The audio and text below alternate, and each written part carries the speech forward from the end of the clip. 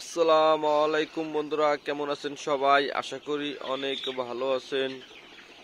যে ভাই ব্রাদার বেকার আছেন, ভাবতেছেন কিছু একটা করবেন, কি করবেন বুঝে উঠতেছেন না, আমি বলবো অল্প কিছু সোনালী মুরগি দিয়ে আপনারা শুরু করতে পারেন। কারণ হচ্ছে সোনালী মুরগি একটি রোগ প্রতিরোধ ক্ষমতার একটি জাত। এই জাতটা দিয়ে আপনি শুরু করলে লস খাওয়ার সম্ভাবনা আপনার 90% লস হবেই না। কারণ হচ্ছে এটির বাজার অন্তত সবসময় ভালো থাকে।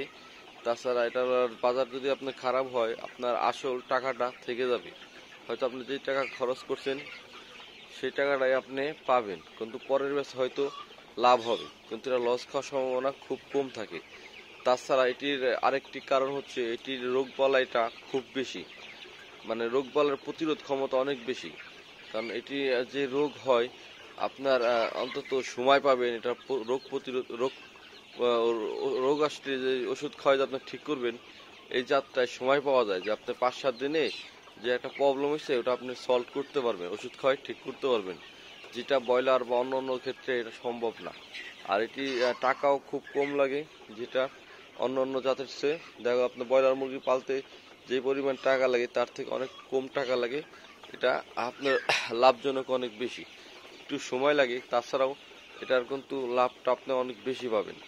আমি এর জন্য বলবো যারা নতুন কিছু করতে চান, কিছু করতে কি করবেন ভাবতেছেন, বুঝে উঠতেছেন না, আমি বলবো ভালো একটি শেড করতে হবে আপনার।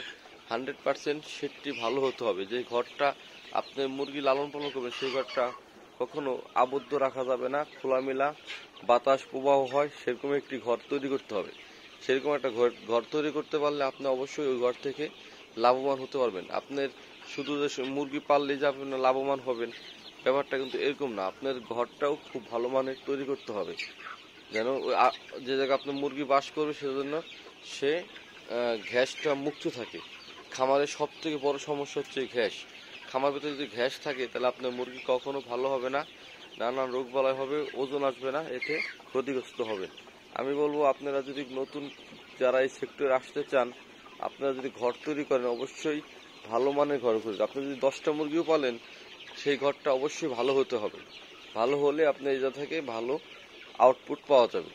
আশা করি ভিডিওটি বুঝতে পারছেন। ভিডিওটি যদি ভালো লাগে অবশ্যই একটি লাইক দিবেন, কমেন্ট করবেন, আমাদের চ্যানেলে সাবস্ক্রাইব করে পাশেই থাকবেন।